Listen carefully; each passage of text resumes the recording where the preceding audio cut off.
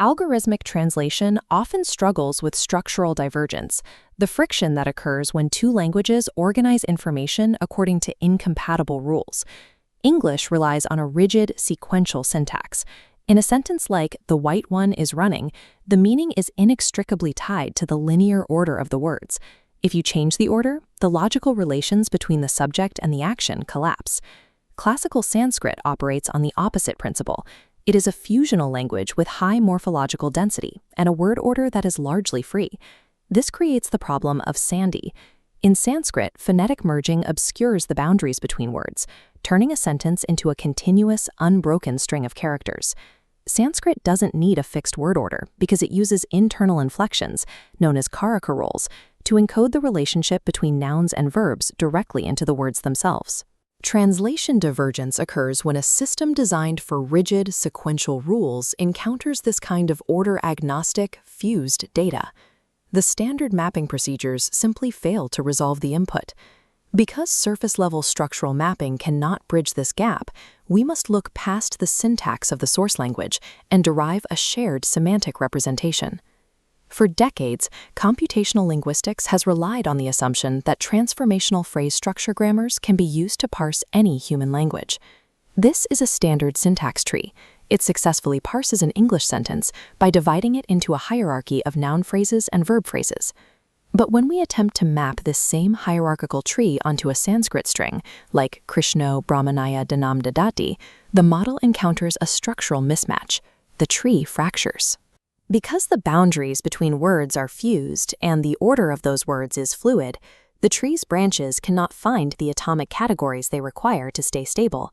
Phrase structure grammars depend on rigid non-terminal nodes, but Sanskrit relies on morphological markers that move freely through the sentence.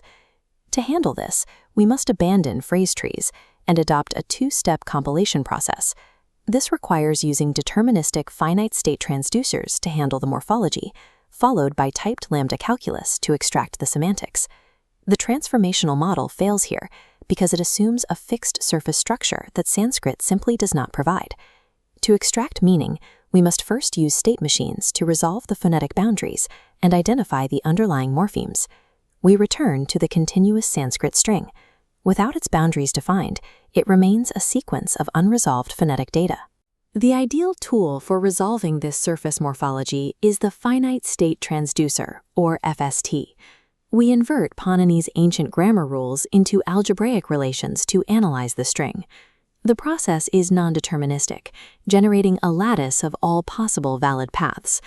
Following these paths allows us to successfully extract individual morphemes from the fused phonetic stream. While the string is now segmented, this non-deterministic approach carries a risk. If the rules are not carefully defined, the system can enter an infinite loop. Inverting these rules creates a functioning morphological parser, but it also creates the possibility of infinite non-determinism within the machine. This leads to state explosion. It occurs when the interactions between rules become unconstrained. Consider a rule designed to insert a vowel between two consonants. Lacking a stopping condition, it triggers repeatedly in a loop. This circularity causes the transducer's graph to expand infinitely, consuming all memory and resulting in a network explosion. This runaway generation causes a memory overflow, crashing the compiler and halting the entire analysis.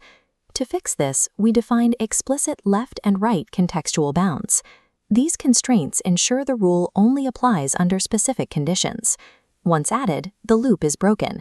The graph collapses from an infinite web back into a finite manageable lattice. These contextual bounds are necessary to produce the stable segmentation required for the next phase, semantic analysis. Now that the Sanskrit string is segmented, we can move from identifying words to assigning meaning. For this, we use lambic calculus, a form of categorial grammar. In this model, words are treated as functions. Each word is assigned a type within an algebra of syntactic categories, allowing the syntax to compile directly into semantic combinators using typed lambda calculus. We then apply lambda reduction, a step-by-step mathematical unfolding simplifying the expression to its core. Variables are explicitly bound to their correct semantic operators, a process entirely independent of the word's original linear placement. This higher-order mathematical unfolding resolves the semantic relations regardless of the word order. We have successfully converted language-specific structural markers into pure algebraic combinators. Through the process of lambda reduction, the expression eventually reaches its normal form.